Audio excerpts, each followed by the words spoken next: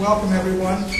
Before we get into the regular part of the meeting and the awards, it's my understanding we have a special treat from Team Overflow, the robotics team state champs, who are going to put on a presentation for all of us. So, who is the head of that group? Oh, sorry. I'm the robotics coach. You're the robotics. Please come up. We're filming this. Okay. I'm Lisa McArdle. This is the team from Barrington Middle School. They are going to do a skit. This is what they will actually present up at Toronto, where we're competing next week. Wow. And this is the format they use to present their research project. Very good. Thank you.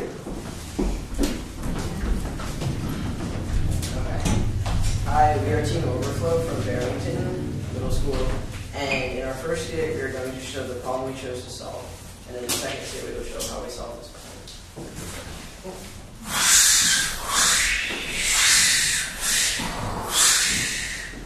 Help! Help! My house is on fire!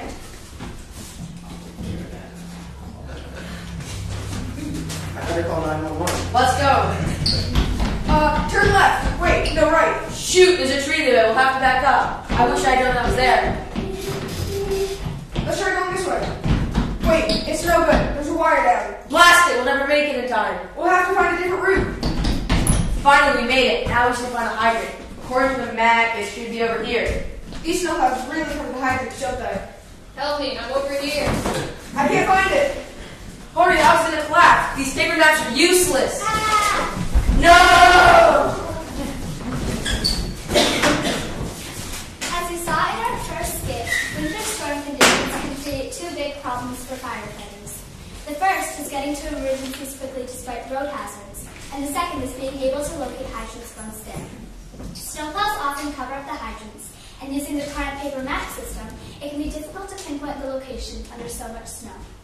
In an effort to solve this problem, we've read books and newspaper articles, watched movies, and visited the Worcester Historical Museum's 911 exhibit. Our solution was to develop a secure web app programmed with the hydrant's GPS coordinates, along with other related information for each hydrant. The app, called Firefighter's Friend, also has the capability to be updated with road blockages to assist in routing firefighters to emergencies. As we will now demonstrate in our second skit, the app will greatly assist firefighters.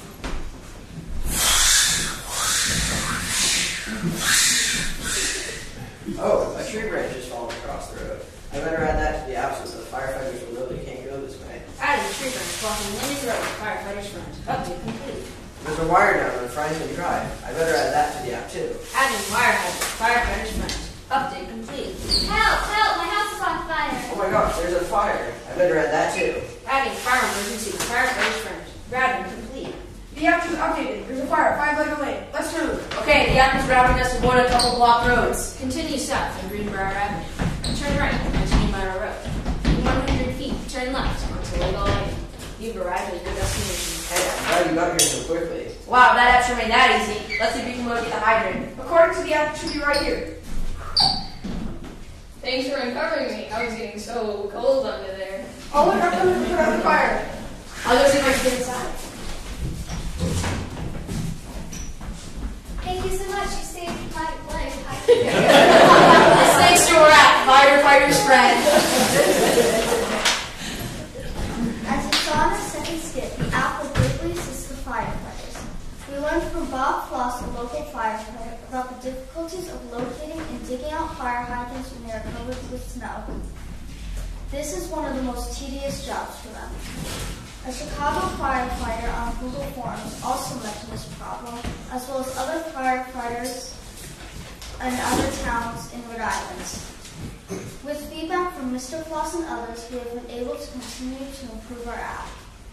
In addition to Mr. Floss, we also shared our app with other members of the Barrington Fire Department, including the fire chief, and he said, "I've never seen anything like this app before. I think it's fantastic and something we'll definitely be able to use. Without question, it can be used in other cities and towns as well." We also shared our app with the Newport and Bristol Fire Department. They were both interested in the app and thought it would have a wide appeal and recommended sharing it with the Rhode Island Association of Fire Chiefs. ECWA has also been very supportive of our project. They provided us with the location of the hydrants and critical information that the firefighters thought would be important to include in our app. Examples of this information are hydrant ID, GPS location, type of hydrant, fire flow, and residual pressure. We have included this critical hydrant information in our app. Quick access to this information will greatly aid firefighters when suppressing fires. In addition to BCWA, we have shared out for numerous community leaders, including the town planner, town manager, vice president of the Barrington Town Council, and the Barrington director of Rhode Island Emergency Management Agency. We have further shared a project with the community at large through articles in the Barrington Times, Providence Journal, and our article was also picked up by the Daily Dispatch, which is an online web newsletter designed to gear toward fire chiefs. It's exciting that so many people know about our app and think about the positive impact on fire suppression missions. We believe that our app has the potential to be used all around Rhode Island, the United States, and the world.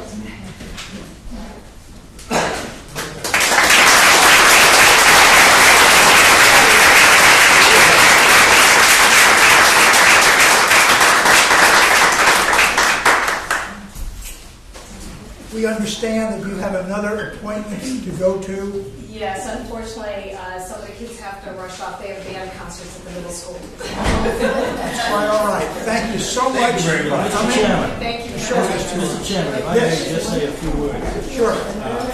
Being a active member of the Warren Fire Department for 55 years, I think you people have done an excellent job. And the only trouble is you have a Barrington truck and it got lost. You did a wonderful job.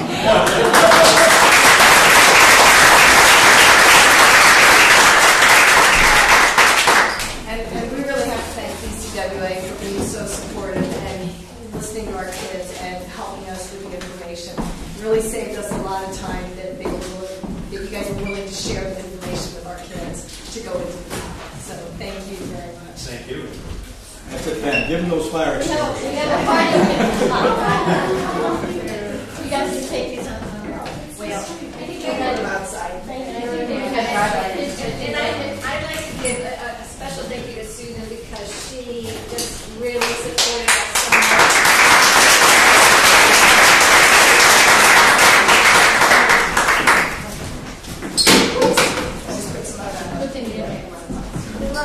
Good luck to you. Good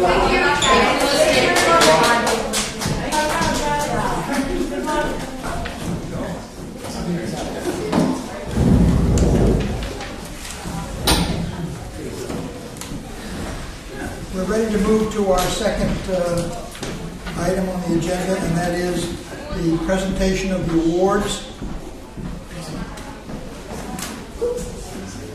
These are the Rhode Island State Science Fair winners.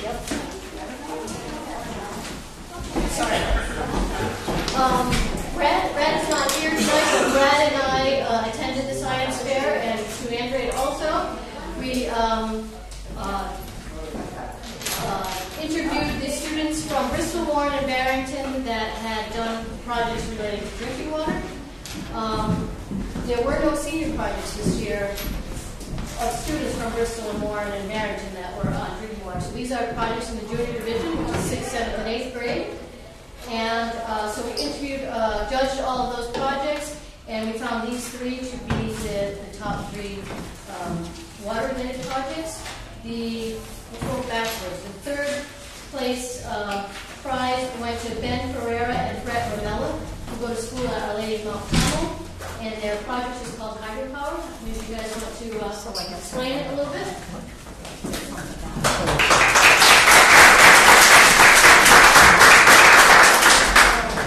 So here we have hydropower, and there's 4 steps to making the electricity. So this is what it would usually look like. We would have our water upper bucket, which would have all the potential energy, and then that would be continued into the second, the kinetic energy. If the amount of water flow depends on the water pressure in the upper bucket and how much release the valve is open, then more water should flow in the upper bucket. So that means more power with the more release and mechanical. The height matters a lot too. It'll get more power if it's higher. And if our hypothesis was if the water flow applied to the turbine is increased, then more mechanical energy should be generated at the turbine because of the adverse potential of kinetic energy. And then lastly, the electrical energy would be adding all of it together with the resistance, the amps and the volts, and then at the end with the watts. So we actually did some tests, and with the valve, we had 4 places with it. So it had quarter open, half open, 3/4 open, and fully open. So we use the generator to generator coil resistance. And for example, that quarter open, it would be 6.6, and then the amps on it would be 1/1000. And then resistance times watts would be volts, and then amps times volts would be the watts. And it worked best about between 3/4 and fully open, the valve, because there would only be so much water. So you also want to use not a lot of water to generate electricity for a longer time.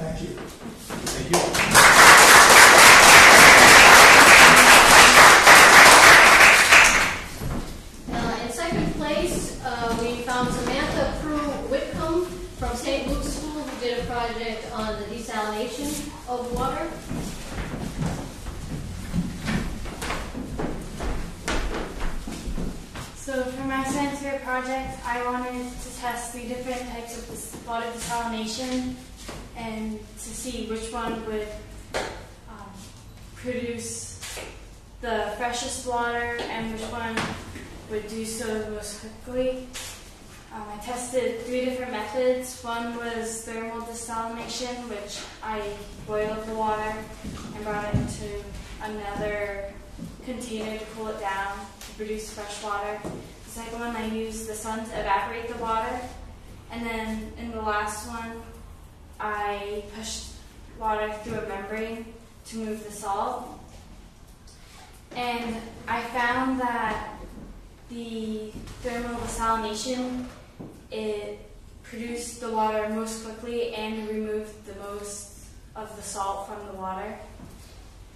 And then the reverse osmosis, I had issues with the membrane that I used, and it may have just leaked through the bottle, so my results were inconclusive, and it took over 2 weeks. And then my last method with the evaporation, it took even longer than that, and I didn't have any time to finish it because at that point it was taking so long and there wasn't any desalinated water. So I was unable to record any data from that one because it was taking so long.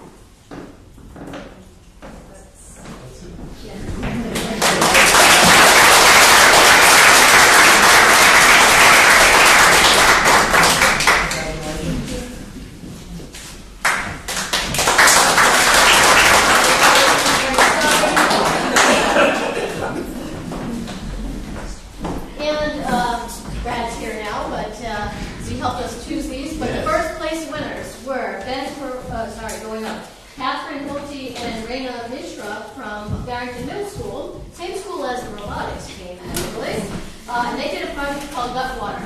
I have a feeling you guys aren't going to be able to see this. Would you mind if I move this ball? It's fine. Okay, I don't want to hurt it or like our child.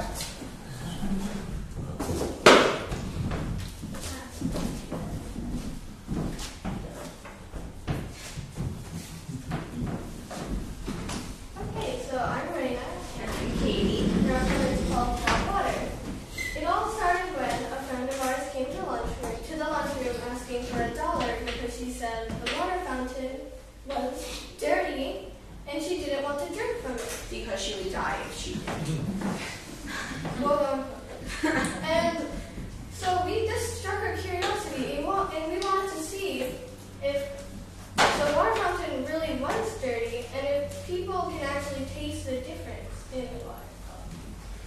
So the hypothesis we had was if both sources, fountain and bottled, are the same in condition and mineral content, which is what's in your water, making sure that they're both safe. A condition is like pH, and content is like calcium or hardness. Then there will be no difference in taste preference between the two sources of waters. What we did to test is that we took water from our fountains throughout the school. We took it from the 3 most popular fountains, and we used a commercially available water quality test kit to see if there was any difference that could harm or differ the difference in taste. The kit tested for pH, pH, alkalinity, hardness, chlorine, iron, copper, nitrates, and nitrites. And we found that both waters, according to the kit, were rendered safe, but also we know that there are government regulations in place. The government puts you people in business to make sure that our water is safe and drinkable and it won't make other people sick. We also did lots of research, including, you guys are on our board here. We came and met with a technician here, and they gave us a tour of your old facility, even though it's not working anymore. And so with knowing this information, we began to test 100 subjects. Pretty much what we did is we wrapped them with candy and made them come and double-blind taste test the water we had. So in a double-blind taste test, what me and Katie don't know which bottle is which. The setup would look like this. This is as though you were a participant sitting there. I know you can't really see it. But we had 2 different types of water, X and Y. And we had the subjects taste both waters and tell us through a questionnaire which one they believed was tap and which one they believed was bottled, and which one they preferred, as well as a lot of other water preferences, as in how many times do you drink tap water in a week, or how often do you drink tap water or your school fountain water? do you believe there's a difference in tap and bottled water? If so, what do you believe it's in? Cleanliness, color, smell, hardness. So we asked them questions of that sort. And when we actually unveiled the envelope and added up how many people answered what and saw our data, we found out that X would have been tap water. And Y would have been bottled water. And you, sir, are drinking our brand of bottled water, Poland Springs right there. I'm going to tell you that that one does come from a spring. We did some research on that. A lot of bottled waters, like Dasani and actually Nestle Pure Life, which is sitting right there, do not come from a spring. They come from a tap, which they then put through another filter, like your refrigerator filter, and then bottle it and chill it and send it out. Also, from our test from the water quality test kit, we found no difference whatsoever between them both. They're both perfectly safe and perfectly clean. There's no difference in taste either. So, well, we aren't there yet. So we added up the amount of people who believed X tasted better and who Y tasted better. 2 of our subjects had no preference, so that leaves us with 98 subjects to work with. Actually, more people preferred tap water, 57 out of the 100, while 41 out of the 100 preferred our bottled brand. We also asked what type of water the participants usually drink in our questionnaire. And 66 people, our majority, said bottled or filtered water is what they usually drink. 27 is one of our minorities. They drink tap water, and 7 people drink both. As we found, and it's very evident through obviously people drink more bottled water, there's a very large bias towards bottled water. So most people believed that X, which was tap water, the number of participants who believed X water was either bottled or fountain. So yeah, this graph shows the number of participants who believe water X is either fountain or bottled. So 57 believed X was fountain water, and 41 people believed X was bottled water.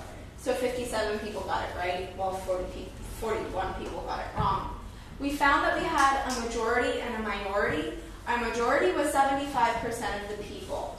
And these are people who usually drink a form of filtered or bottled water regularly daily. And they split themselves, there were 74 of them, and they split themselves directly down the middle. So 37 people liked X and 37 people liked Y, and that was just like with their guessing. So I believe X is bottled water, and then the other people guessed right, and I believe Y is bottled water. What makes us majority is that these are the people who said, I like water X, so water X has to be bottled. These are the people showing the bias towards bottled water. And we had 4 people who actually had a bias towards tap water. They couldn't taste a difference, but they liked tap water, so they guessed that Y was tap water. Well, we had 20 people who actually consistently got it right. These are the people who drink tap water every day, regularly. It's kind of like a big, that's what they drink. It's the big part of their water consumption. And we believe that with these people, even though we didn't have a 50-50 chance in our analysis, it wasn't exactly 50-50, we believe that if we had done a bigger study with maybe 1,000 people or 2,000 people, we would have had these two groups even out. It is explained through the Gaussian theory. There's a graph that looks like a bell shape. It's called a bell-shaped curve. It looks like this. And we had a professor who teaches math at a local university explain it to us, and he used a formula. A statistical formula. Yeah. And when data points fall on the bell curve, in the center, events are going to be entirely random, which is what we wanted in our hypothesis. But the farther out you get to the sides of the curve, the more random an event becomes. So at a 2.5 standard deviation, this is where most studies say, okay, everything past here is not random. We know we're going to get this result. That's when you have a 1% chance that the event will be random with a 99% chance that it will not be random, so you know what result you're going to get. And since the bell curve is flatter at the top and the slope of the line becomes steeper as you go down, the difference between 1 standard deviation away from the center and 2 standard deviations away from the center is much larger. So we fell at a 1.1 standard deviation away from the center of the bell curve. That means that we had an 81% chance that this was a random event and that we just didn't test our participants enough. And we had a 19% chance that this actually was significant and something really happened. They were able to guess that. They were able to taste a difference between Yes. the two waters. Our results were we found that there was no difference between tap and bottled water. So we're all up to government regulation standards with both. And in a double-blind taste test, the sources of water, there's no real preference exhibited between subjects. So yeah, they couldn't tell the difference in taste. Thank you.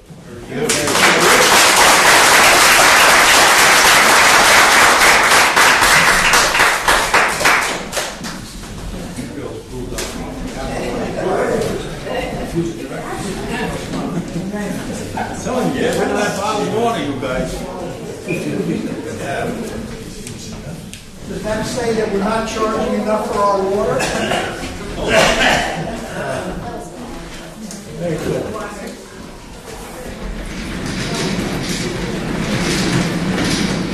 We're going to go on with the rest of our meeting, which you are welcome to stay if you want to.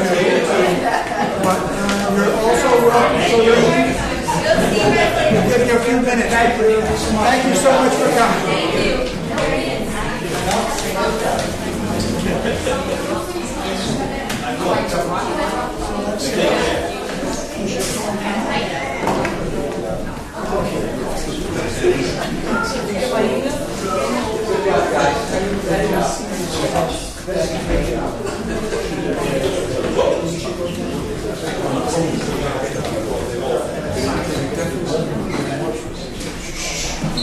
Thank you very much.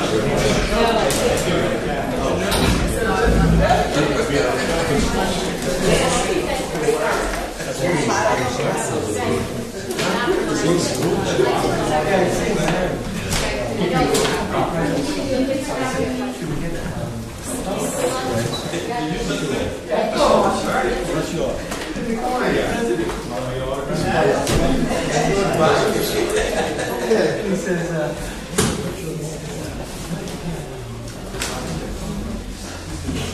certainly heartening, regardless of the price of the water, it's certainly heartening to see that this study that shows that our water is every bit as good, as the fanciest bottled water going.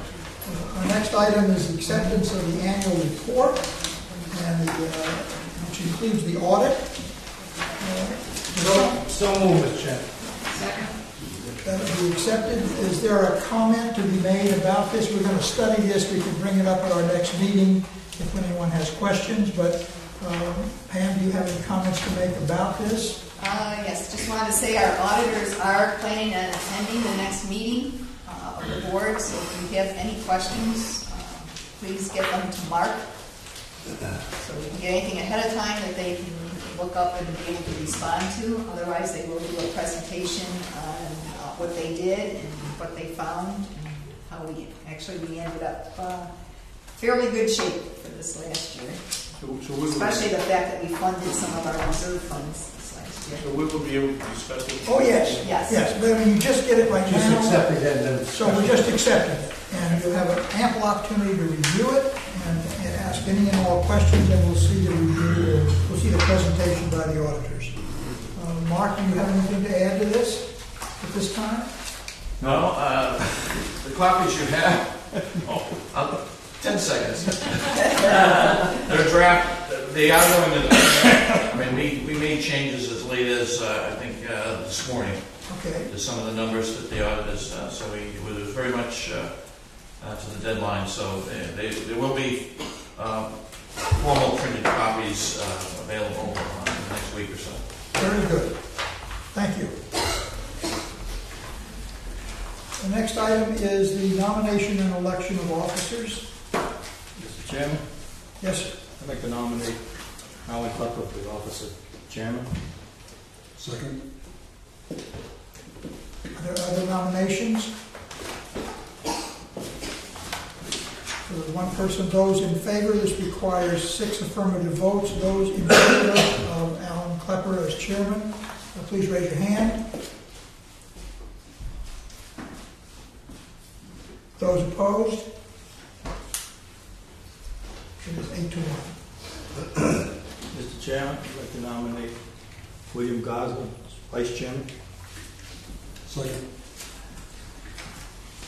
Are there other nominations for vice chairman? Hearing none, we'll close them. All those in favor of Bill Gosselin as vice chairman, again, 6 votes required. Raise your hand. It is unanimous. Thank you very much. Thank you very much. At this time, I would like to re-emphasize that we have had 2 committees, a finance committee and a compensation personnel committee. The finance committee is Gina McDonald, Ray Palmieri Sr., and Joel Hellman. And I would name Joel Hellman as the chairman of that group. For the compensation committee, Brad Lewison, John Janetto, and Paul Bishop, and I would name Paul Bishop as the chairman of that group. Is there a motion to adjourn to our regular meeting? So moved. Second. Those in favor, please say aye. Aye.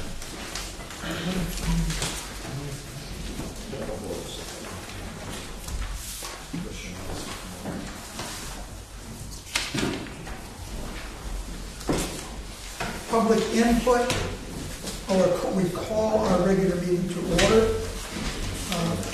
There's nobody from the public to give input. Minutes. We have the minutes of the April 30th board meeting. Do I have a motion to approve? Motion to approve as submitted, Mr. Chairman. Second? Second. Any questions, any modifications? All those in favor, please say aye. Aye. They are approved unanimously. Executive Director's Report. Okay, one good note I had on the report is the fact that our water sales have slightly increased over last year's, although we're still behind overall. We're still looking a little bit better, hopefully. One of our big issues we've had is with financing our projects this year through Clean Water Finance Agency. We're having problems getting certificates of approval from the Department of Health. To our knowledge, there are very few systems that have been able to get any approvals through. Clean Water Finance cannot approve any financing until that certificate of approval is obtained. We now understand that the East Providence system approved their bonds, and we've been informed that their projects were put on a expedited schedule. So we've been trying to get at least our Maple Street project approved through Clean Water. We're looking to go to a bank bond for the rest of our projects. And we've been working with our consultants to set up a system where we would also be able to defer the principal payments on the bank bond and do a gradual withdrawdown on the funds that we would need, so that we'll put out the principal payments as far as possible.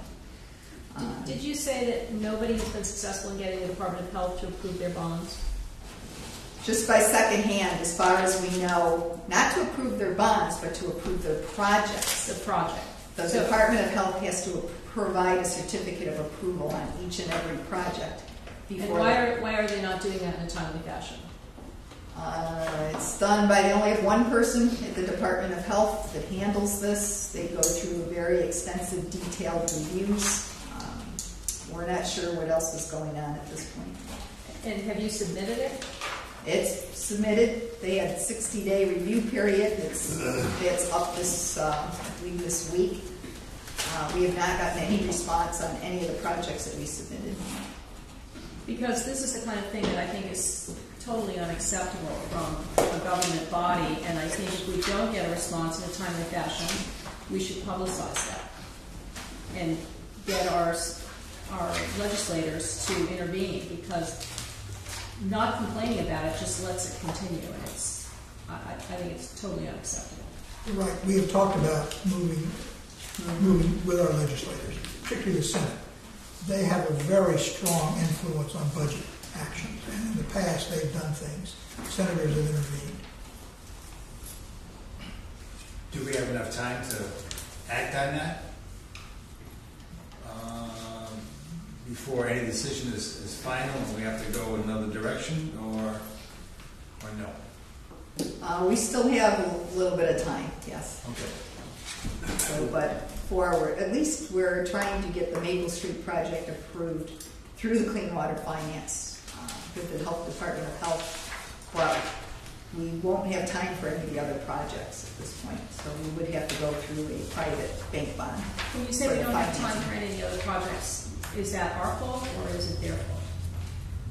Probably both. The problem is most water utilities don't put in their projects, their design documents, until the spring. In the past, it hadn't proved to be that much of a problem. This year, for some reason, a lot of them got backed up and put in about the same time. So it's essentially they're claiming a backlog of projects. And now there's all the major projects from East Providence, which were just approved for bonding. So have all our applications been put in? Yes. And the 60-day time period ends for the first group, or did they? For the first group. They didn't all go in at the same time? They didn't all go in at the same time. What projects are at risk if we don't get the funding? Maple Avenue one for sure? The Maple Avenue one is, none of them are at risk. We can get funding through a bank bond. Is it going to be more expensive? Yes and no. We would pay a little bit more in interest, but we pay more in fees through Clean Water Finance, and all the legal requirements that are tied into the Clean Water SRF federal program is actually more expensive. For example, we had a difference in our bid for the Maple Street project of $60,000 between the low bid, which did not submit all the requirements for the federal funding. So you could look at that as that part of that funding was because they did not comply with the requirements as well. So it balances off in the long run. For staff, it's much less work to do a bank bond. It's less costly for engineering and engineering inspection because there's so many requirements with the federal funds. That the main reason we wanted to go through clean water finance is the fact that we could put off the principal payment for 5 years once all of our regular bonds are paid off.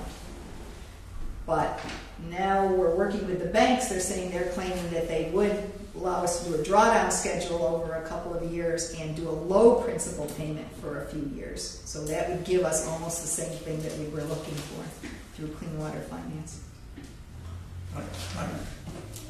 I'm concerned here because if we don't go with the federal financing, then what happens to the contract? We disqualified one of the bidders because of the fact that it needed certain requirements under the federal EPA law. Could that be contested?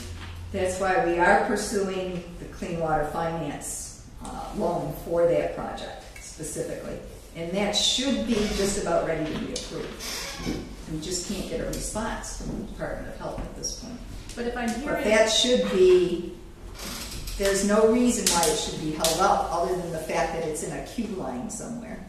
But if I'm hearing you correctly, and personally I always like to see these things in writing as opposed to verbally, but if I'm hearing you correctly, what you're saying is that the net all-in cost of doing it through a bond with a bank is less expensive, and your only concern about that was the inability to push the principal repayment out, which you now understand they have some flexibility and can accommodate that.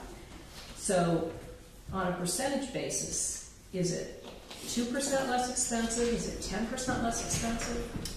It would be very close. I mean, it would be very slightly less expensive. They're fairly comparable over the long term going with, because you get a discounted interest rate through clean water finance. But it also sounds as if you could get a lower bid from companies doing it, and I'm not certain that's been factored into the apples to apples comparison.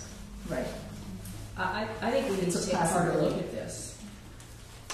Well, this way, for this particular project, which we're ready to start, we did throw out the low bid because they didn't meet the federal requirements. I saw that, but the low So bid we was really $60,000 less, right? Right.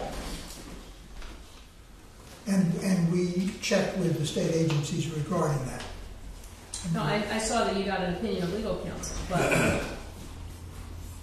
my concern is this, that if we're going on this path versus that path for reasons that may not be valid, and we're not getting the lowest bid, so we're not getting the lowest cost, we perhaps should rethink that. I'm considering we have we have an option.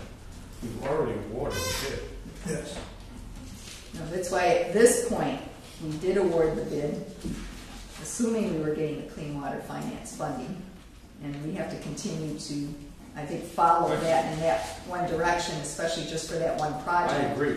And turn over all the other projects to going to a private.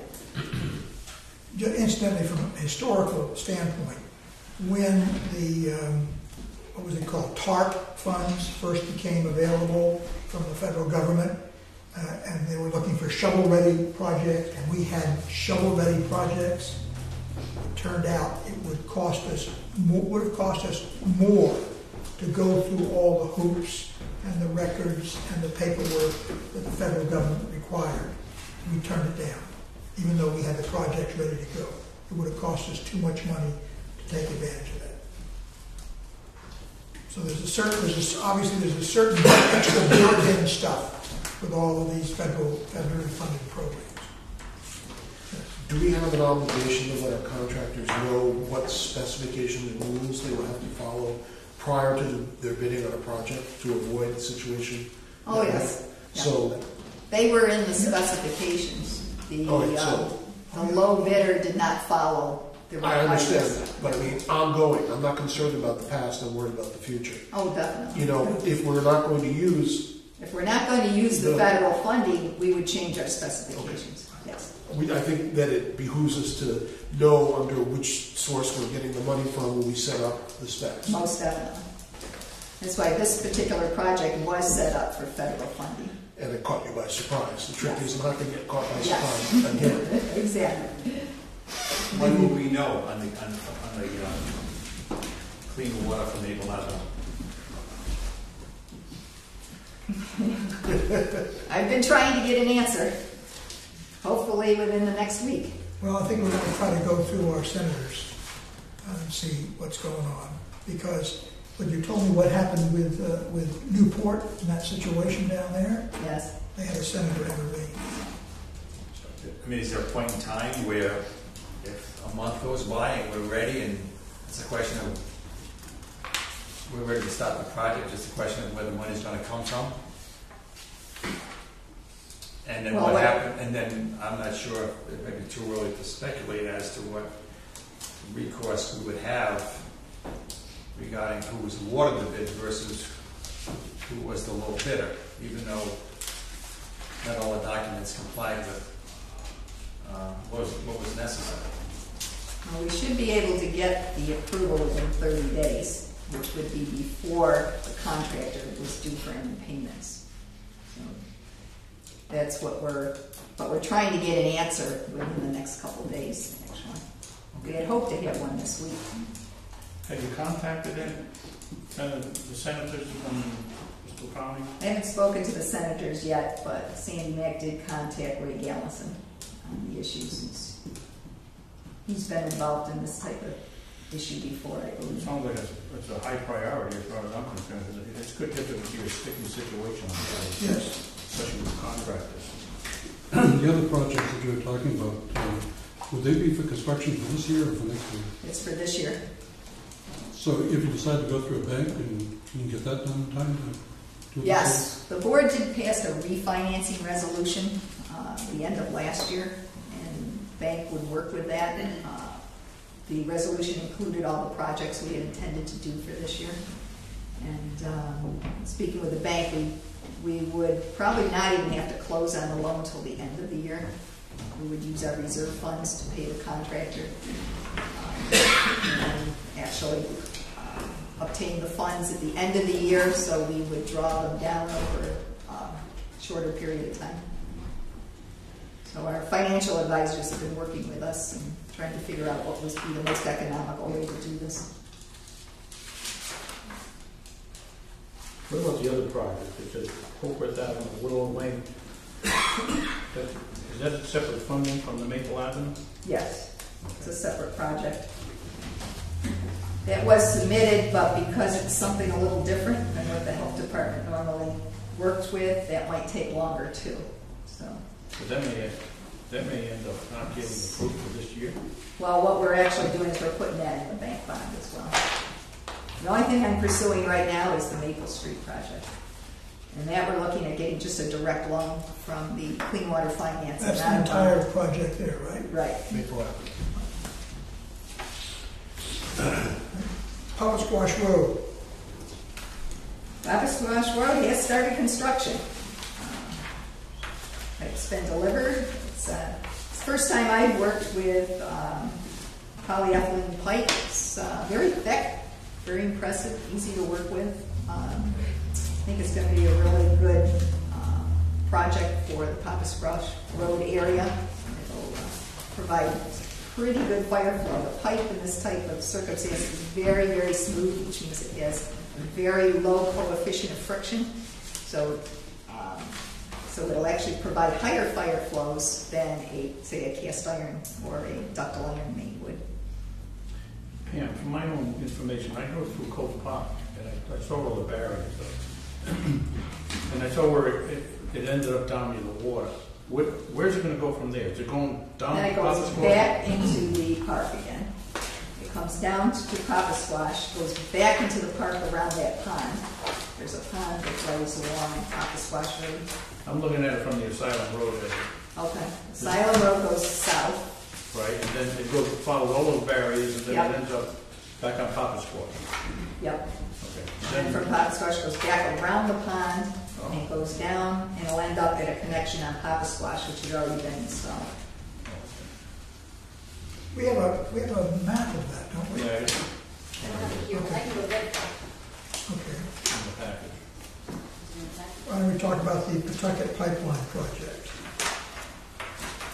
Yes. Well, Ken Burke did present information to the East Providence Town Council. It was the first time it had been formally presented to the council, as they were very much involved in their water quality improvement projects. They had a $19 million project in front of them that they were reluctant to approve because it required an increase in rates and a bit of an expenditure. So that was their priority project. The presentation on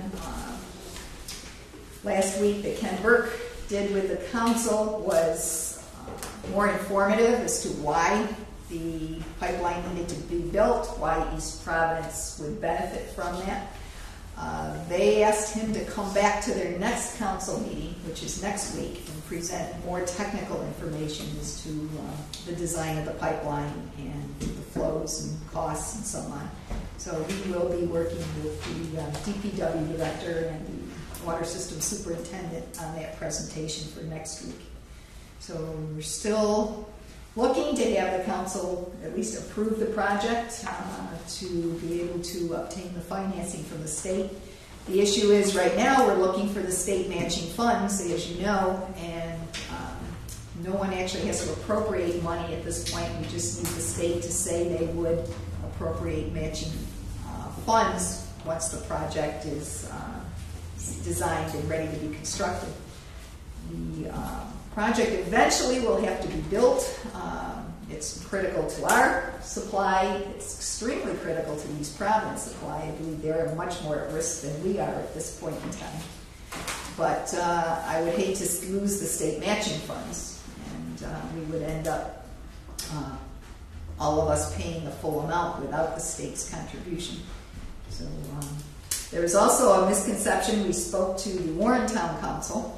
There was so much misconception that we must have said at some point we would have to pay for the whole thing if we didn't have the state matching funds, and they believed Bristol County would pay for the whole cost of the pipeline. That is not the case. Obviously, if East Providence does not build the pipeline, we will not be doing our portion. The pipeline is predominantly built to supply East Providence. It's 3/4 of it runs through the city of East Providence, and without their portion constructed, we would not be able to afford to do ours. It just would not make sense. But the one thing that would make a lot of sense is to build the connection between the East Providence tank and the East Providence emergency pump station. That would give a full redundancy between their crossbay pipelines and our crossbay pipelines. It would allow us to, right now we can't shut down our pipeline. It's our only source of supply. We can't do maintenance on it. We can't have it inspected. The same thing with East Providence, and their pipelines were put in the 60s. And they have steel mains at the bottom of the bay, which are more at risk than our main, which is actually drilled underneath the bay. It certainly behooves both entities to construct this pipeline between the tanks and the pump stations that would actually back supply us, so we could shut down our line and we could pump water to East Providence that would allow them enough water to be able to supply their system from our pipeline. It doesn't resolve the issue if anything ever happens on the Providence side, but it certainly helps alleviate the risk of either pipeline having issues or having problems. It would certainly help with maintenance.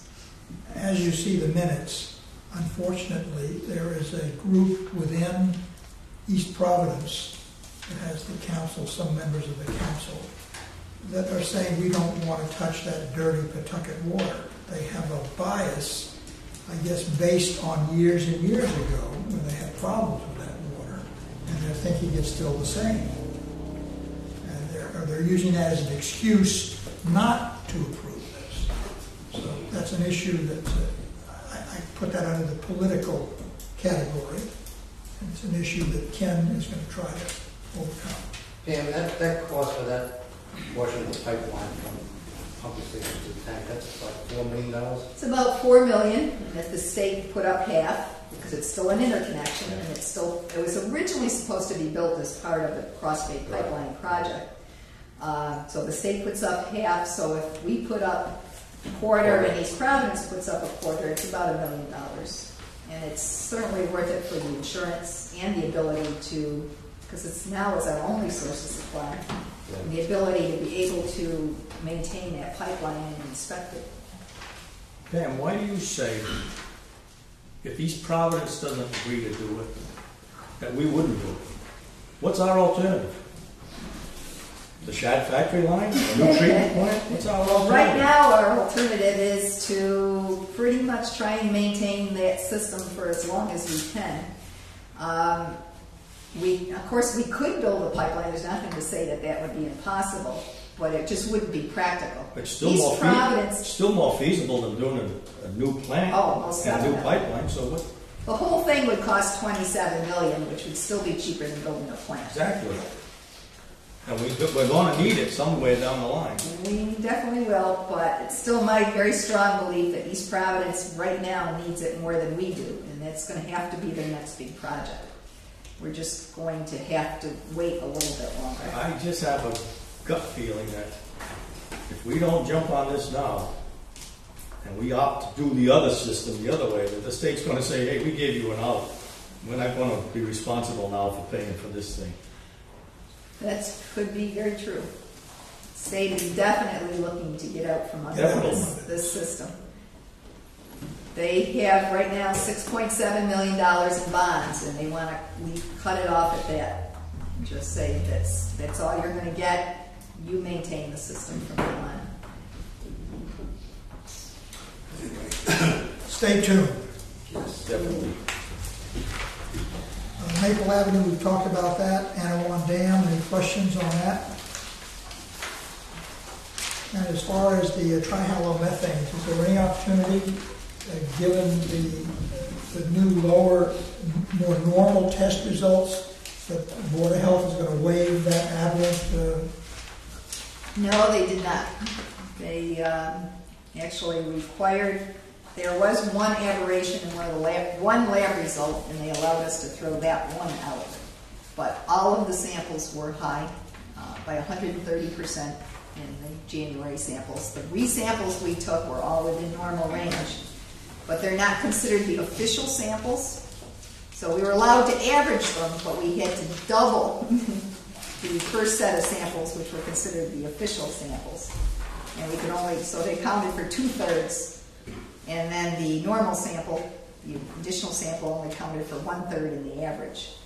We were still below, just below the regulatory limits. But since it's a quarterly average now, and this is usually our lowest quarter, we're assuming that our next quarter is probably going to be in violation.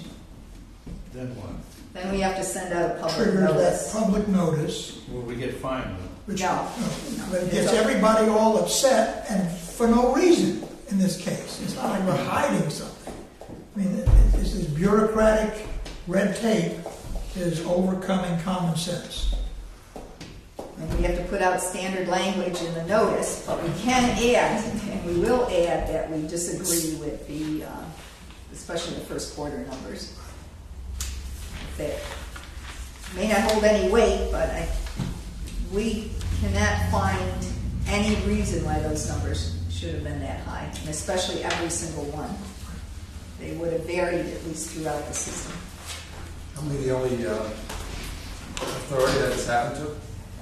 We had the only ones that had it this high, but we did find on some research that Sue did is that all of the utilities, and these were all the wholesale customers of Providence Water, so we all had the same water supply. All the ones that used the same laboratory were high, at least 30 to 40% higher than normal. All of the utilities, wholesale customers that used a different laboratory were all low. So there was some indication that there was a problem with the laboratory. Have you But- gone back to the laboratory? Because that sounds like Yes, more. we did. We actually had them send all their QC data, all of their runs that they did on their instrumentation. We actually had a third party review it, and we did find a couple minor abnormalities, but we think there was something in our case, everything was double. So there had to be an issue somewhere, maybe in another portion of the analysis that was not really traceable. But it's just not physically possible that our numbers could have been double. We took a sample at the Providence Water Connection. They took one at the same day, and theirs was 50% lower. So it just was not feasible. So going forward on the testing, we have a choice of where to send Yes, the we information? will be using a different laboratory. Although we did split samples. We sent a set of samples to that laboratory into another one on the second set, and they both came out close. They were very close. So whatever had happened, it had gotten resolved. But So if the higher ups can see that by using a different laboratory, we come out the way we should, doesn't that tell them something about the EPA one lab versus regulations. another? That's common sense. It is, but what we're told is that EPA regulations have a very narrow allotment for when a result can be thrown out. And it has to be proved through the laboratory QC that there was actually an error. And they had to you have to be able to prove that. Us? Yes. We have to be able to prove that? Yes. How would we go about that? It's impossible? Or? Well, as we said, we did go through the laboratory QA/QC, which was all within range. Now, it's interesting that the range for these samples are 30%.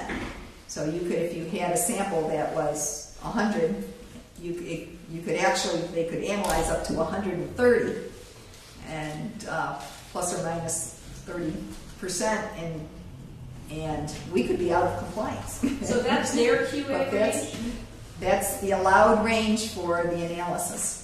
When you Per say the EPA. allowed range, the the federal? The federal standard methods They permit allowed that much range of a is range. 30%. That doesn't seem to make sense either. So if our limit is 80 and we have a sample that's 70, it could very well read 90, and we would be in violation. Almost made. So some of the sense standards have gotten a little too. For the offending laboratory to, in light of the business they're going to lose, to admit that they made a mistake. Yeah, of course. Yeah, so we're 99.99% positive they made a mistake. And there's just no possible way the numbers could have been that high. But we're going to have to explain it to our customers next quarter because we will be in violation. Were all those samples done at the same time? Yes. It's probable that the GC column was probably contaminated.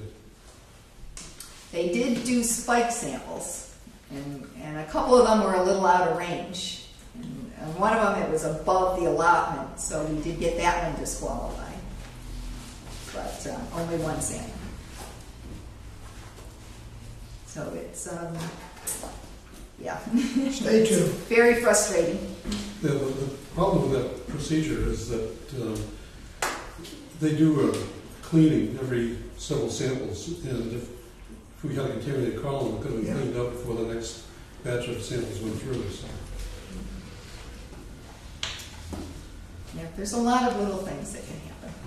And as we said, the ranges that are allowed in this, and the fact that we're diluting parts per billion, and the fact that they're diluting our samples before they analyze them, induces more error as well. So it's very difficult to be held to a regulatory requirement in parts per billion when there are so many places that the numbers could be in error. But that's the regulations. How much do they charge for the analysis? Do you know? $100? I think it's $100 for each sample. So, that's like it might be worth doing additional samples just to check it out. We've been thinking about doing it twice a quarter, just to do. Okay, flushing. Your report notes that it was completed in Barrington, and I can tell you that the town council was very positively impressed with all the signs that were going up around town. I suspect the same thing will be happening in Warren and Bristol. They've got the small, like a political sign that go on the lawn. They put those all around town, and the people were very appreciative of that. They saw it coming. Pam, how soon will it be done on Warren? I think Warren's pretty much done. Because, the last 2 or 3 nights, between 10 and 12, we've had to go out on fire calls because the sprinkler alarms went off in 2 manufacturing plants as soon as they stopped flushing. Yeah. Did you, hopefully you gave the guys a call and let them know? I hope so. That's not my call. Yeah. Unfortunately, that's a product of the flushing. I understand that. You understand it lies in the fault with the building's fire protection system with the check valve not holding. So it's not something we're causing, it's affecting what we're doing, but it's showing that there's a problem with that fire protection system. So it interrupts my watching World War II. I know. Yeah, how does that affect that? Pressure drop sets the alarm. Right. Pressure drop. Any other questions about her report? Okay, the next item is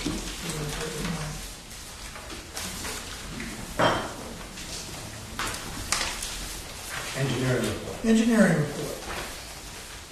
Which Any my questions name, about Mr. Chairman, says excellent jobs with that report today.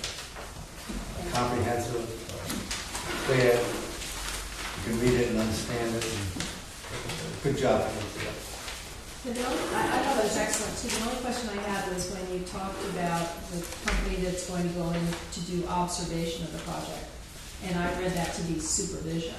Are they actually supervising the work, or are they just observing? We're hiring a consultant. It's inspection of the work to make sure that it's in accordance with the plans, and it's also contract administration. For example, we were talking about Maple Lab, all the things that you have to do for federal funding, different signage, prevailing wage rates, shop drawings, different things. So all of the contract administration and the observation of the work. Record keeping, photographs, as-built drawings at the end. Right. I mean, so that kind of stuff. No, there's no supervision of the contractor per se. Just they would come to us if they saw things going wrong. well, are they responsible for making certain that the work is according to the specifications? Yes. Okay. So to me, that is supervision as opposed to passive observation. Oh, no, they are active. They will stop them in their tracks. Okay. It's not going So to waste that I thought was just the wrong word. That was Okay. my only problem. But I thought it was an excellent report. I'd like to make a comment on the announcement I saw on the back of the diagram. Very good. Very good information. That was mailed to the map. Well, it's on that map too. But the houses and the colors are the houses that will be affected by the project and have to go on the bypass piping. So that was mailed to all of those homes. And now we've put some in the library and the town hall. You're making a presentation. We'll have we're supposedly, I haven't seen the agenda, it wasn't up when I looked, but we are hopefully on the agenda at the town council meeting next Monday, where we'll just make a short presentation. We have a small movie clip explaining about cleaning and lining that process. The contractor will be there. I've gotten several phone calls. Mostly people are concerned about how that bypass hose hooks up to their house and how, people getting into their house. So the contractor is going to talk about that part of the work. They've been concerned about the pipes going across their driveways. Several people, of course, have new driveways on Maple Ave, and they're concerned about that. So we'll address those kind of issues, I'm sure, at the...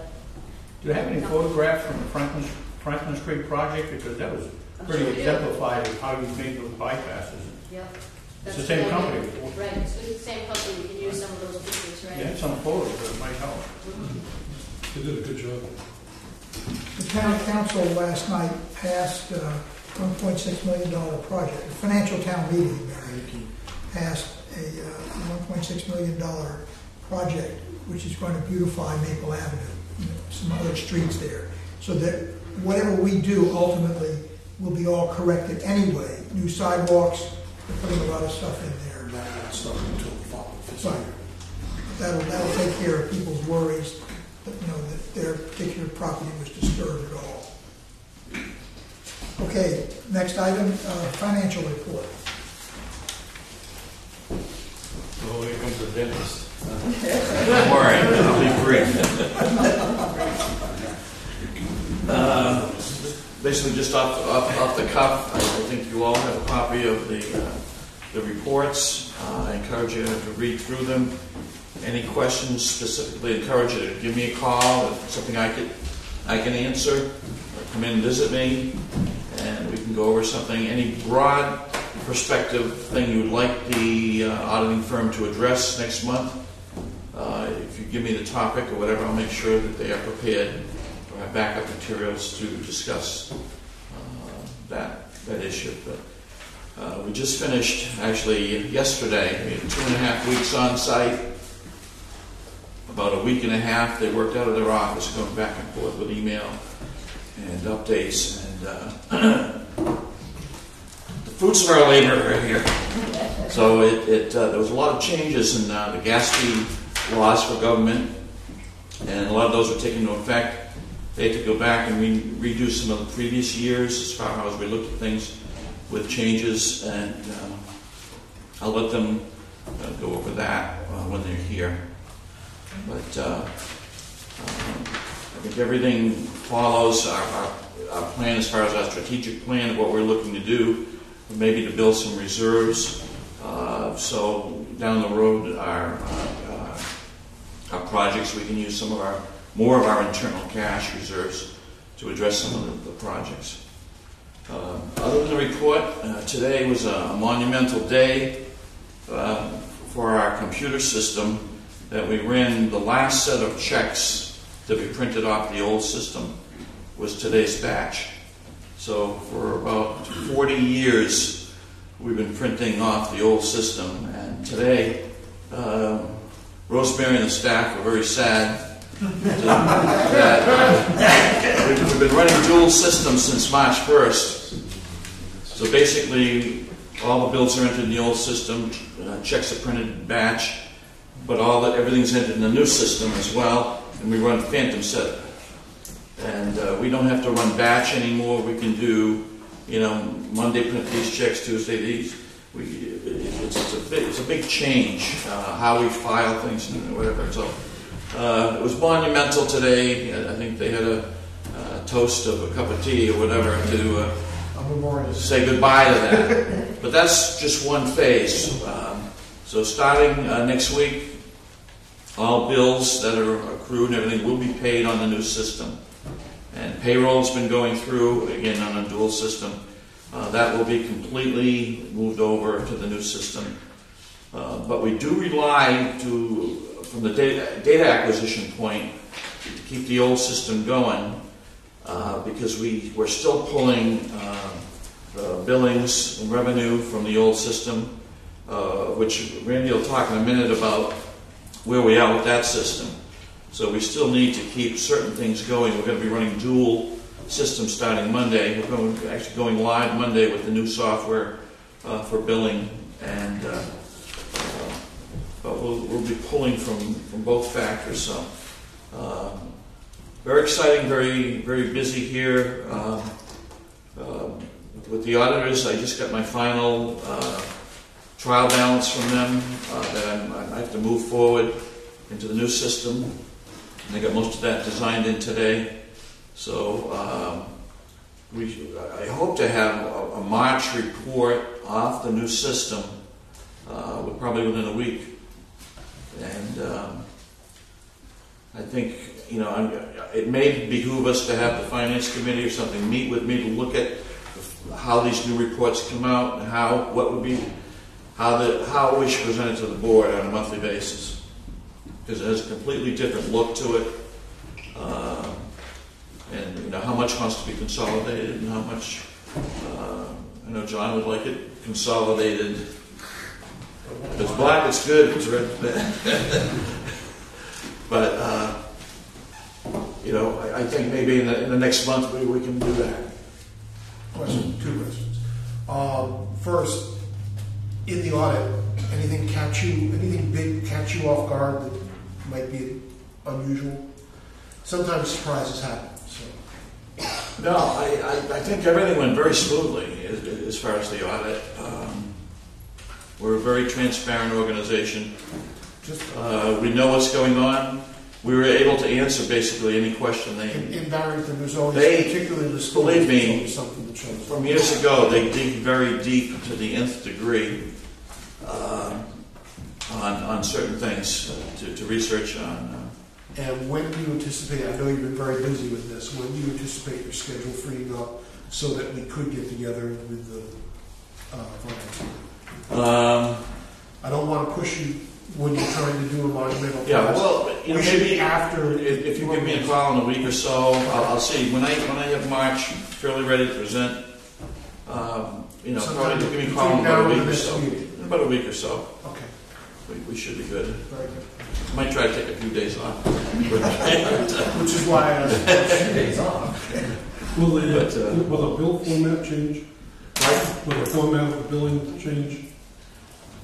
Well, the billing system, it's going to be run on the old system. It will still be the system of record, and we're going to mirror with the new system. I think, Randy? Right, and we're going to be running parallel for up to the next 2 months. We're going to start the parallel processing on this Monday.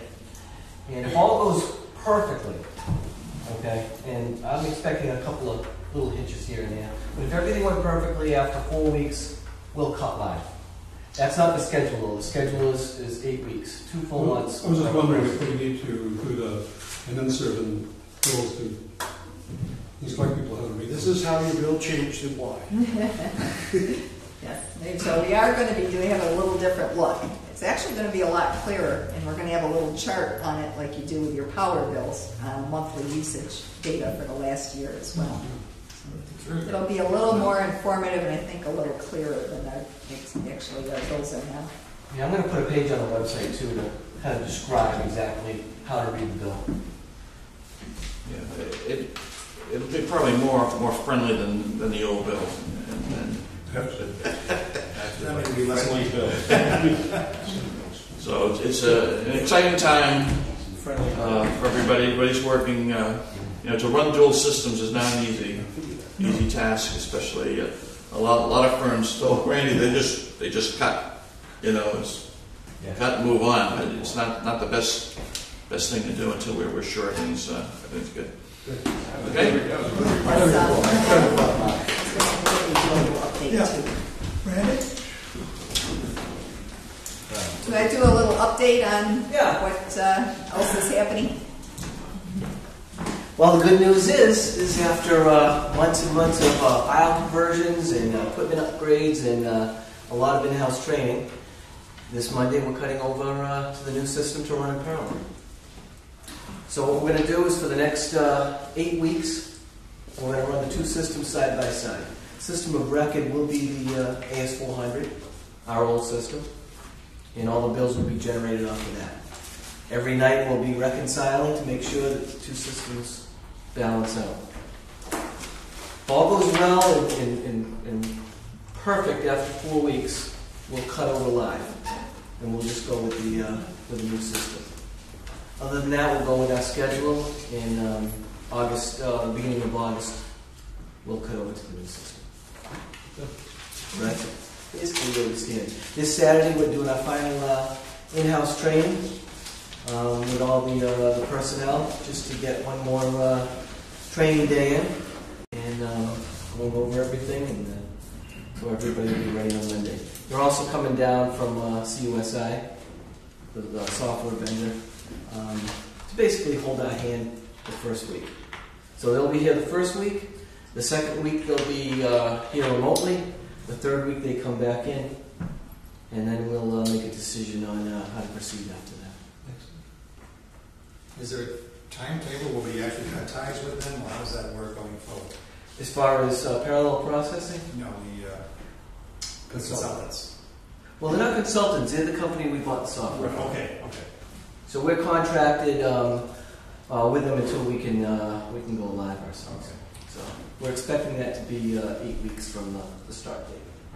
Have they been, I'm sorry, go ahead. Is that right on schedule? Yeah, that's pretty much on schedule. Okay. I was going to say, have they been meeting the milestone dates? Yeah, it's been fairly smooth considering it's a pretty big project.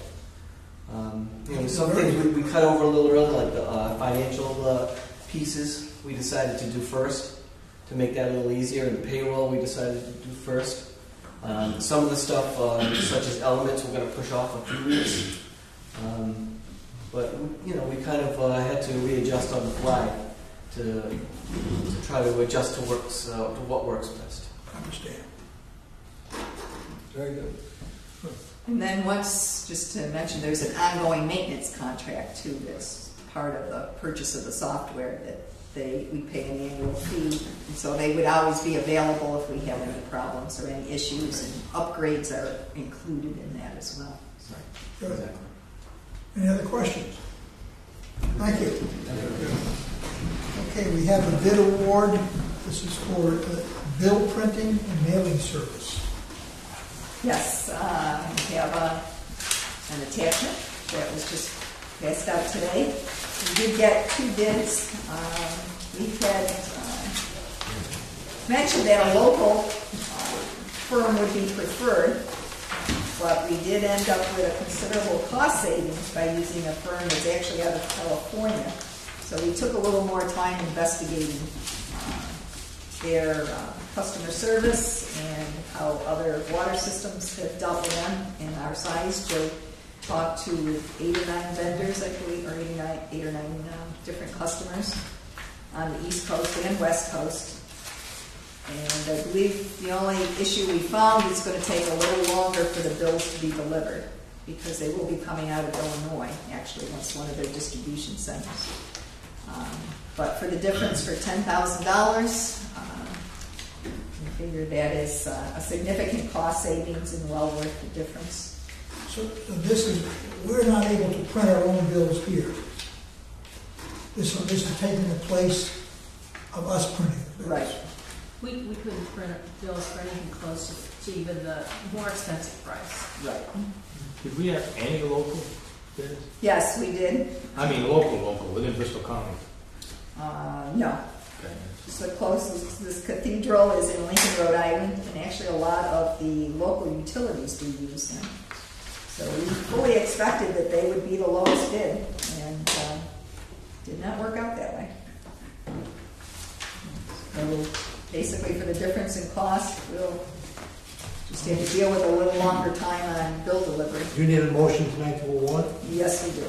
Question. How long would this scrap contract be for? It's for 3 years. Oh, for 3 Yes. years? So let me ask you a question about this, because this is not like a construction contract where sealed bids were submitted, right? Yes, they were. It was. It was sealed bids, yes. What if we're not happy with their service? We can. We're stuck with a 3-year No, contract. if we're not happy, we can disqualify them and go to the next bidder, or we can rebid. Are there any specific criteria for disqualifying in the contract?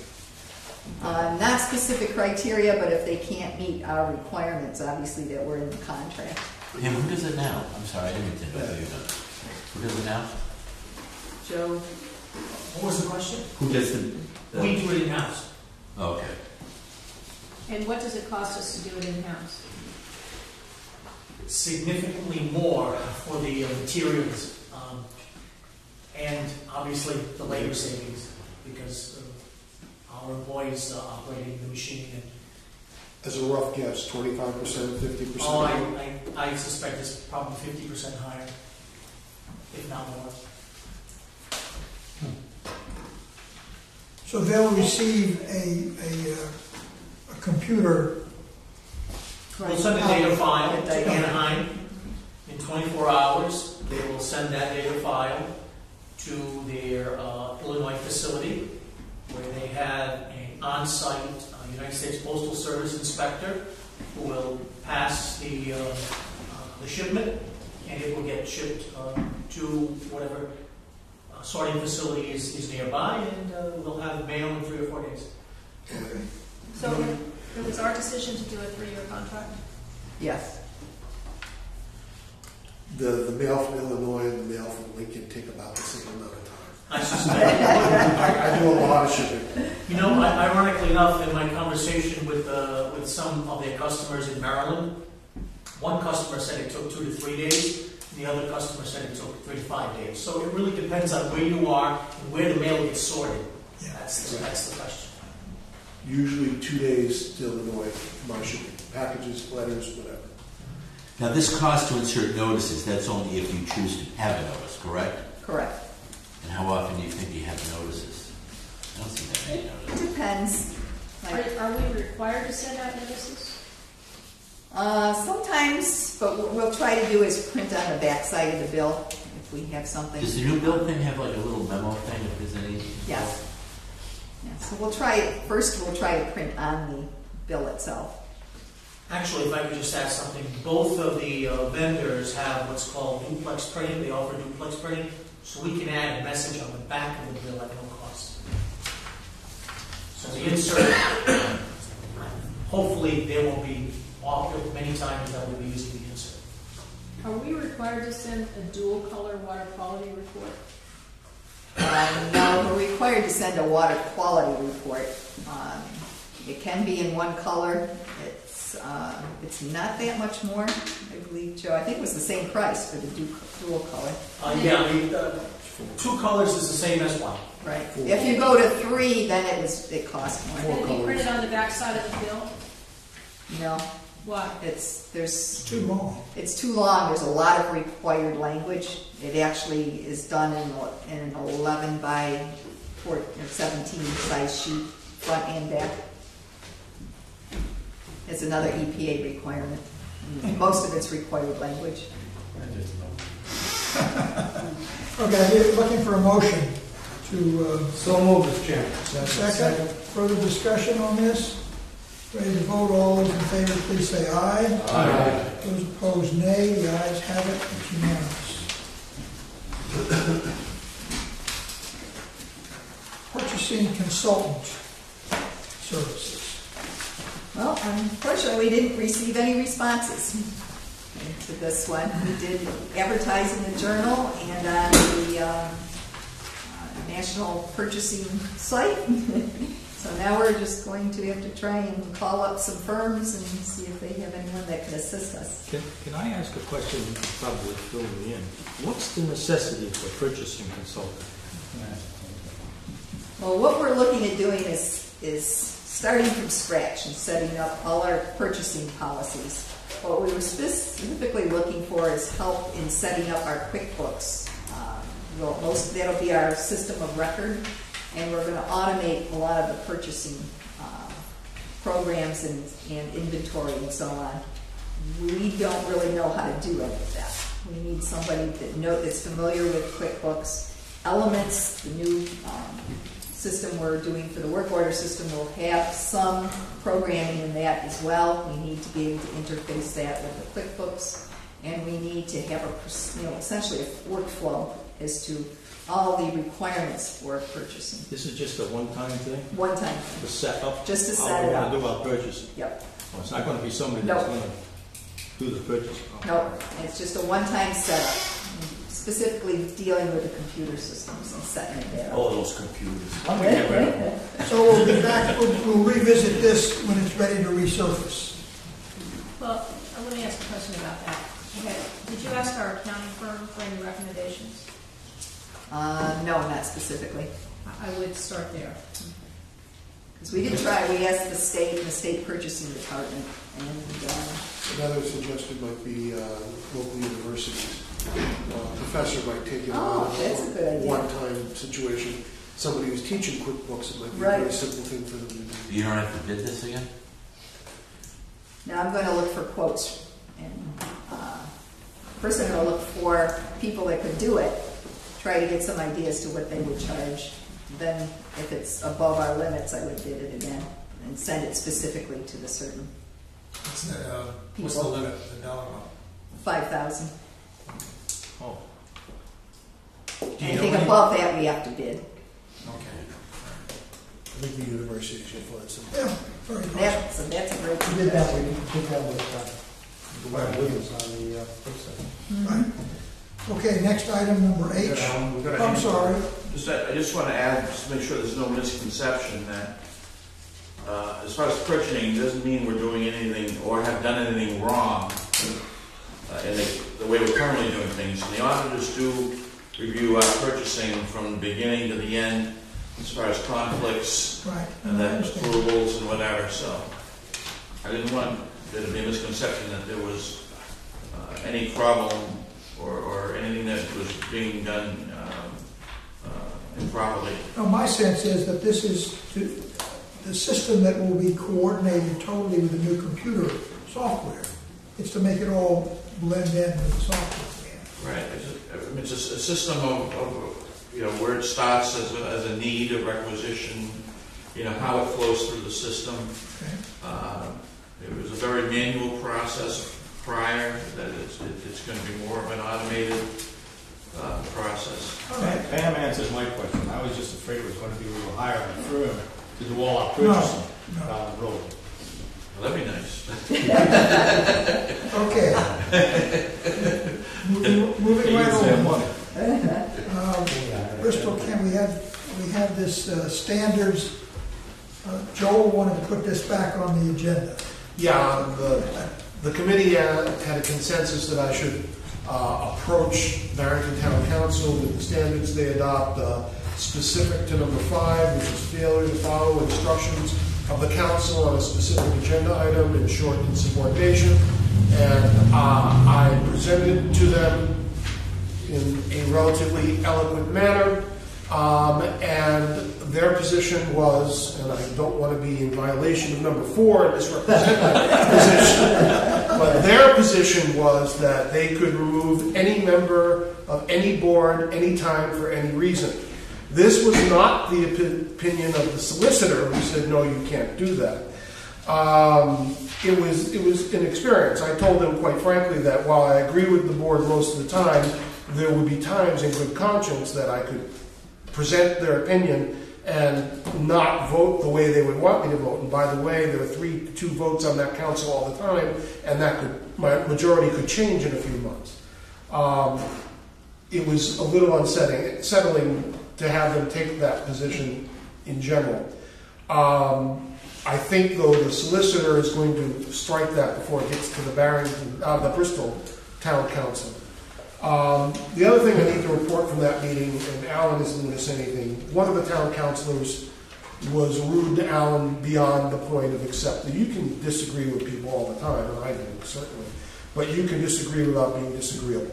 And she de facto called him a liar in an open meeting, and it was uncalled for. He had done nothing other than present himself professionally and answer the questions professionally, and she certainly has the right to disagree, but her attitude was quite offensive. And just for a point of fact, 2 items later on the agenda, they had a motion for $750,000 for affordable housing that they were going to bring to my committee on appropriations, and I pointed out that they were in violation of the town charter for bringing it too late, and that in good conscience I would have to oppose them. I suppose they could remove me. But it was something I wanted to report back to you, because the lack of understanding, and I can't speak to your town councils, but the lack of understanding of a board having the right, a board member has a right to vote his conscience. And certainly we all listen to our town councils. But gosh knows that they're not right all the time.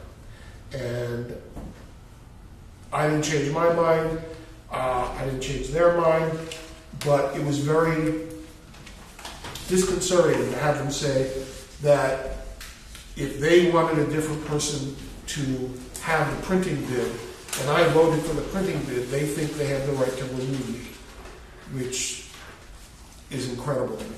So I'm just relating you the conversation. Well, I don't want you to feel left out, Joe, but anybody that's been on this board for at least 6 years has experienced the same thing Alan experienced.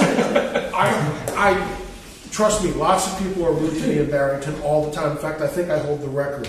But there's a difference between what happened now, which is regrettable, but a position of a town council that they can appoint someone and then the next day decide not to appoint. It's not how to do business. Actually, they were having a discussion about this once Joel brought it to their attention. And from my perspective, I saw a bit of backpedaling. Yeah. Because what was stated by the solicitor was, well, one would look at the body of work. Of course, that's not what this says. This says, you don't do what we tell you to do, you're gone. That's not the body of work. That's not your agenda. So there was already a bit of backpedaling on this. I don't know. I mean, we didn't choose to pursue this. Joel made his point.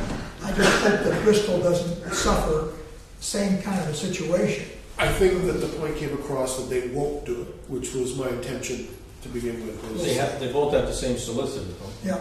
Well, Bristol and Barrington, Warren does not. But my sense is that while the town council says they have the right, I don't think they're foolish enough to ever try. And I wanted them to know that they would be foolish to try, because it would be, I'm not shy, so it would be quite the situation. We'll see. And that won't have many board members if they keep any kind of board. Pawtucket Pipeline. I guess everybody knows, you've seen the notes in here. We all know that Warren is not passed this endorsement for the money. They want more information. East Providence is, there seems to, in my opinion, there seems to be a group of people who are mobilizing to go against this, and they're armed with inappropriate information.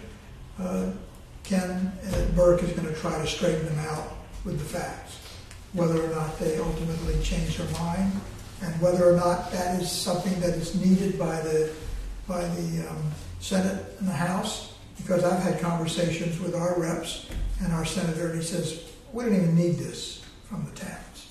You know, this is nice, but we don't need this in order to make up our That's mind. the understanding I have. This is going to fly one way or another. Maybe tweaked somewhere in the legislature. And unless, say, the Warren Council candidates in East Providence go out in November and specifically campaign against it, I don't think it's going to have much to do. We hope. We hope.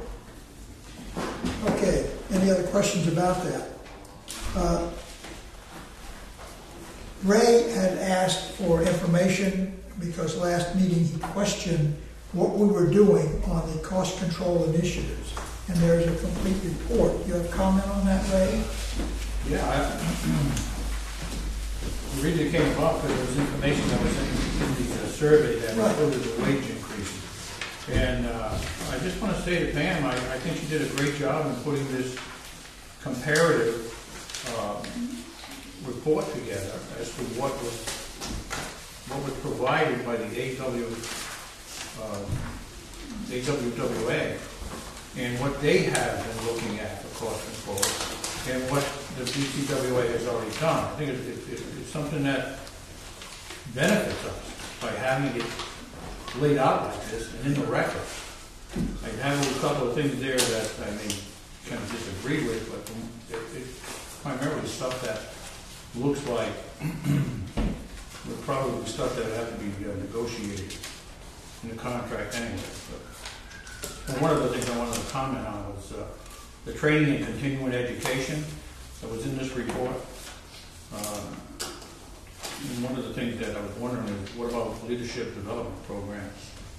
Do we have a program where we may help people pay for some of the tuition if they wanted to do advanced training? We have a program that's in place. It was several $1,000s a year that could be used to offset tuition. Yes. Leadership training, strictly for leadership. And well, that was to enhance their value to the company. It wasn't specifically earmarked for leadership. No. It could be used. Right. So we take a leadership course. And I think part of, Pam, you're planning to go to any other staff planning to go to the conference? Yes, actually, 3 of us are planning on going. So there's part of that for leadership training. Right. might be a good, you only need one leader. Too many leaders cause trouble. Well, the problem with our group is we're all on the People are not stopping. upper age side. You know, eventually you need to start training some younger people as well. That was the point. That was really my thought. There's going to have people retiring. Promote from within. I had a question about the notes on the retiree health plan. You say that BCWA instituted an annual contribution to an OPEB trust account. All employees hired since 2012 contribute 1% of their salary to the account. That's to cover after retirement costs? Yes. For health care and insurance? Yes. So we have not terminated that. We have not terminated health care for retirees as of a date certain. No, we did restrict the plan. Yes, I knew compared that. to what we used to have. Because as you know, many companies have done that. Right, but by instituting a payment, essentially, the funds will be there for when the people retire. Is that 100? Does that cover 100% of the cost? We've been adding some contributions over the we just started this year as well, but I don't know as we calculated out at what point that will cover all the costs involved. Because I think we should consider either terminating that or having it be totally self-funding. It doesn't sound as if it is self-funding at this point. Not at this point, no. We had big discussions about this a few years ago as to whether or not we would terminate the health insurance for retirees. And the overwhelming, I don't remember the exact vote, but the overwhelming sense of the board was these are people who have served the authority for years and years. This is not a time to cut them off. Because if we cut them off, now they don't even have a group to go to. They're right in the open Alan, market. I'm not talking about cutting off the people who've been here for years and years. I'm talking about the fact that as of pick date, 2012, 2010, 2008, 2014, that is not a benefit which would be offered for employees from this point on. That's what I'm talking about. Well, I think we're saying the same thing. If someone, I mean, from my perspective, if someone has worked here for 30 years, I would want them to be able to stay part of our group. They have to contribute to this, but to be able to stay part of the group. Now, if someone's worked here 10 years or 15 years, they're not ready to retire, I want them to be able to. Yeah, see, you and I are on different plans. Okay. Yeah. Okay. What you're saying is that you want to terminate it so that we don't New have employees. new employees before they've done their 30 years, which is about. The question I have is what they've done in Barrington with the schools and the town is the new hires, the OPEDs expire at 65, at which point they qualify for Medicaid. Right, exactly. And is that our current plan? Are we paying them until they're 97 years old? Are we paying for their health benefits? In which case... We pay at a supplemental plan at age 65. The switch plan. Forever. That is a concern. I mean, if, like I said, just like I was concerned about the raises being in excess of what the towns do, you know, in the OPED expenses on the line items in the town were huge. And certainly at 65, a lot of what they've got is covered, unless the supplemental plan is so inexpensive that the 1% will cover it. I think that's something that we should address at some point. I feel we have to address it. I can't believe OPEDs are a real big issue everywhere. Well, we have been working in that direction.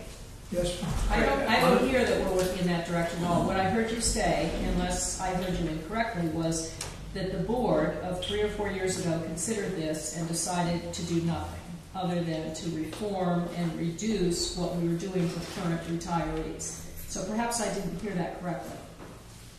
No. Okay, what you want to do is say as of January 5th, as of January 1st, 2015. No employees will have any OPEB will have any retirement, health care, or life insurance accrued on their behalf from this point forward. So we're talking about new hires. You're talking about New hires, but I still wouldn't go that far. I would terminate at 65 rather than leaving our employees out in the cold. Why don't we revisit this? Okay, We can take that up in the finance committee. Mark, we want to hear from you. I think that would be an excellent idea. Right. I'd just like to just tell you a little bit about OPEB and what happened in the report. And I think we're aware of the changes we've made the past few years of contributory and across the board. The health insurance for retirees is basically at 65 they go on Social Security. It's a plan 65. It costs about $180 a month for an employee after retirement. They're now paying 20% of that. So it's not like we're paying a $2,000 family plan after retirement.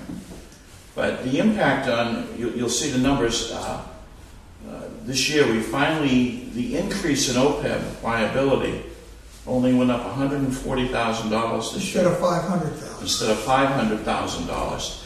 So we've kind of plateaued on where we are. We've kind of leveled out on our posted liability. And we do restrict the life. No, I understand all that. I do understand that. Okay. Well, why don't we take it up with the We'll take it committee? up with the But I finance think, committee. but you also understand, and we did put in the report, that we cannot make changes without the union's approval. I understand that too. Right. Okay. We're suggesting in the future. Long as you're aware. So it's not- No, we're not trying to do anything. And I think what the board took is the longer, steady approach to make the change rather than something drastic, quick, and I think it's really worked out well to this point. I think that it's something that the finance committee should discuss. Right. I have another question on the healthcare thing. On the deductible, it says here that DCWA funds the deductible. Do we fund the deductible 100%? Right, we went with a high, well, they still pay their 20%. Yeah. And they pay the doctor's copays. But we went to a plan that has what's called a high deductible, so we fund the first $2,000, say for it's an individual plan, it's $2,000. But by self-funding it, we actually brought the cost of the plan down by overall about $50,000. So we're actually paying for the overall plan less money by self-funding, and for what we pay out as part of that $2,000. You may recall, we were at very serious discussions about this when it got set up. And this was Aren't all these things covered by the contract? Yes. Yes. No, we're not going to do much about it. No, not right now, but But actually, this is work to save the PCWA a considerable amount of money. It's just the way we restructured the plan in such a way I don't that... think we're going to get them to... Well, you remember, we were going up at $450,000 to $500,000 a month, a year. It was increasing. And now this has tailed off considerably. So we're headed very much in the right direction with this. Yeah, I would say we're way ahead of a lot of communities in this regard. Look, most of the stuff, like I had said, is probably under the contract negotiation. I did have a question about the staff schedule. You stated it's not possible or efficient to schedule work week. Again, I assume this is going to be contract stuff, but I had a question. How many people would you be talking about as far as staff size? You say it is not possible or efficient to schedule a work week to include Saturdays with our staff size. So you're talking about the operations group. The operations group consisting of how many people? About 16 to 18. So what I saw in the chart. Approximately. But they do a lot of different functions. And you need so many people working on a crew.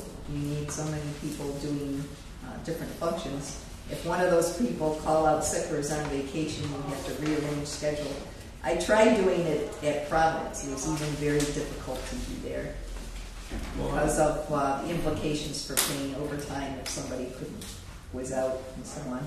I don't want to go into this now, because again, that's contract stuff, right? That's contract stuff, and it's, Okay, I just think that there may be something that's a possibility. DuPont, a rotating shift, because I've worked with rotating shifts. And sometimes they work out for the benefit of the employee, believe it or not. But that's time. I have rotating shifts when I get, especially everybody doing the same thing, but we have so many different functions that people do that you may only have one or two people available at a time. So to spread that out through the weekend makes it very difficult. You're going to have to sell me on that. Okay, let's move along. Anything else on the survey right now? Again, I just want to say thank you for putting it together in a comprehensive way. The quarterly charge-offs, and with all the detail shown here, you recall we gave permission to do that. Just keep us up to snuff. I have one comment on that, if I can. Joe's back in the room, good. Charge off. I know we beat this thing to death. I would like, if someone from staff could come up with an agreeable way to cut the charge offs, I would love to see us take any savings that occur to whatever tactic they find that they could use and give it to that individual and staff. You know, a percentage of it for a whole year as a bonus. So a challenge to the staff, if you can cut, as far as I'm concerned, if you can cut these charge-offs, I would love to see it done and love to see you get some of the benefit of it. I know we beat it together to death as a board and we weren't very successful with it, so that's all I have to say about that. Okay. Anyone else? Board correspondence, you got there the various items and information about the meeting in East Providence. Our next scheduled meeting is the 25th of June. Anything else? Any other comments? Motion to adjourn. Second? All those in favor? Aye. It is done. Thank you all. Yeah.